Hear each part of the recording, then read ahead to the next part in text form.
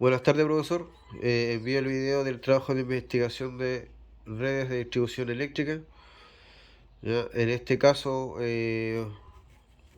según según el trabajo de investigación que dieron, ¿cierto? En el módulo, es del tipo radial. ¿Ya? Y en la introducción, ¿cierto? Menciona también que hay dos más, que en este caso sería red de lazo o malla y de lazo y malla o vendría siendo mixto. Ya también cierto ver todos los diferentes procesos de la generación y la transmisión, en los cuales cierto se transporta la energía, cierto siendo la distribución en su última etapa antes de llegar a los usuarios finales. Ya aparte de decir de que este tipo de red, cierto, es económica, cierto, ya bastante económica. Ya, pero tiene un problema, ¿cierto? Que durante el proceso de investigación eh, me di cuenta, yo creo que varios de los compañeros se dieron cuenta que es el bajo factor de potencia. Ya, en la primera pregunta, ¿cierto? Dice identificar los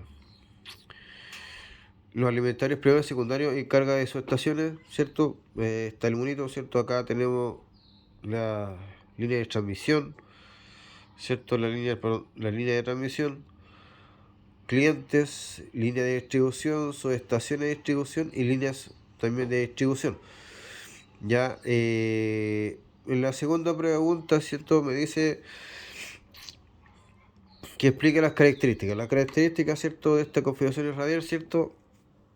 Ventaja, la simplicidad del diseño, construcción, mantenimiento, operación y, y que es adecuado en áreas donde es baja la densidad de población y el bajo consumo de energía, ¿cierto? Y el mayor control operativo, obviamente.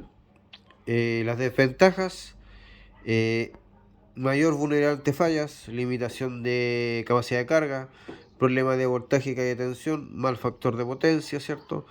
Y puede ser costoso debido a la necesidad de construir subestaciones y líneas adicionales.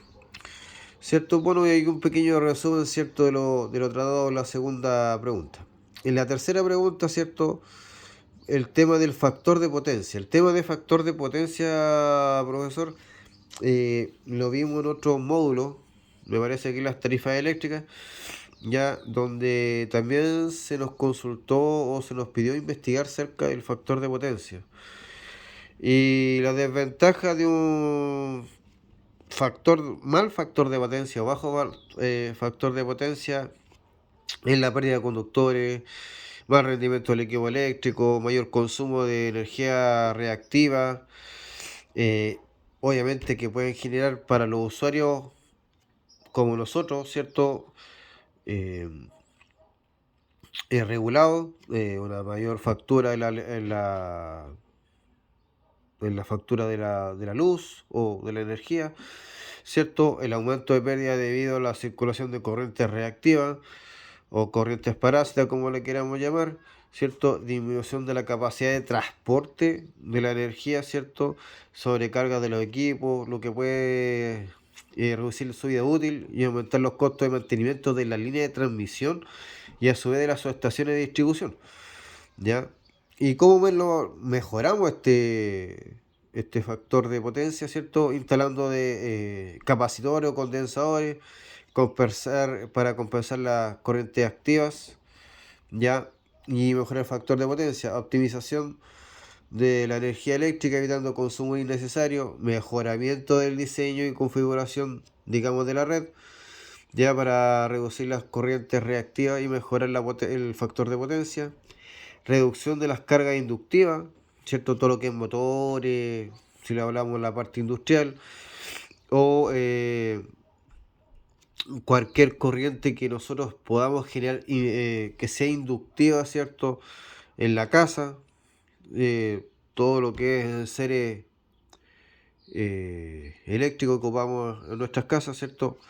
filtro armónico, para equipo electrónico, valga la redundancia, para mejorar su factor de potencia. Reguladores de voltaje, que en este caso vendrían siendo en las subestaciones, ¿cierto? Que hay ya en algunas, ya por lo que he visto.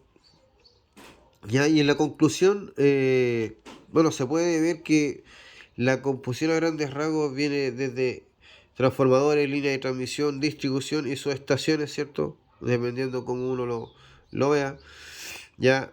Pero esta línea, como le decía delante, profesor, tiene un mal factor de potencia, bastantes limitaciones, ¿cierto? A áreas de poca población, ya. Obviamente, si uno lo quiere mirar del tema económico,